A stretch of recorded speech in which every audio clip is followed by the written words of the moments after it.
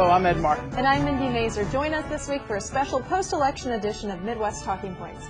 Ed and I will talk with Missouri Secretary of State Robin Carnahan about the record voter turnout in the state. And we'll go behind the numbers to take a look at what the results mean for Missouri as we talk with St. Louis Post-Dispatch political reporter Joe Manis. First, let's take a look at the presidential results. Despite the nation voting overwhelmingly for Barack Obama, it appears Missouri didn't.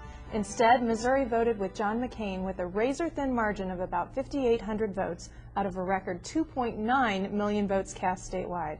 Here you can see the breakdown by jurisdiction. Obama prevailed, where you see blue, in larger metropolitan areas of St. Louis, Kansas City, and Columbia, plus a handful of other counties. But McCain carried the rest of the counties in the state, as you can see, in red. In addition to the presidential election, let's just summarize some of the results in Missouri.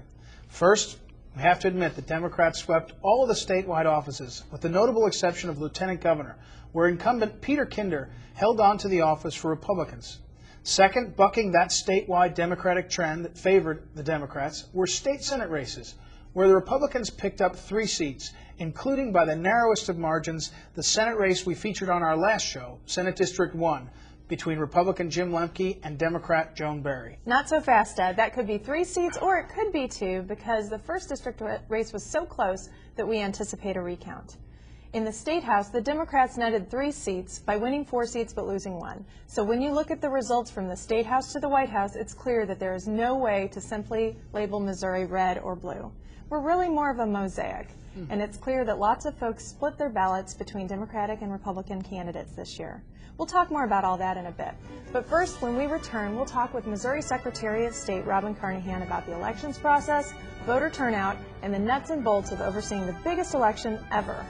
Stay with us. You're watching Midwest Talking Points on Charter Communications. We'll be right back.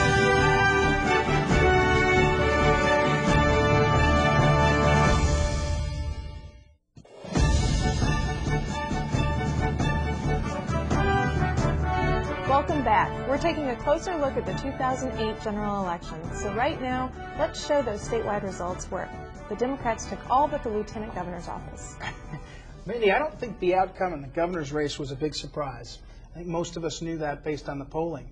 In the end, Attorney General Jay Nixon gets the keys to the governor's mansion with a resounding 58% of the vote. Simply amazing. Peter Kinder, the Republican, hangs on to that lieutenant governor's spot in one of the tighter races in the state, winning just shy of 50% of the vote. Kinder becomes the Republican standard bearer with this impressive win. Our guest, Secretary of State Robin Carnahan, had little difficulty winning re-election, picking up almost 62% of the vote. And Secretary Carnahan's vote tally over 1.7 million votes is a new statewide record here in Missouri. Democrat Clint Zweifel moves into the state treasurer's office, netting about 90,000 votes more than Brad Lager. And finally, Democrat Chris Koster handily defeated Republican Mike Gibbons for Attorney General by about 157,000 votes. Ah, Koster. I guess we'll call that one a pickup for the Democrats.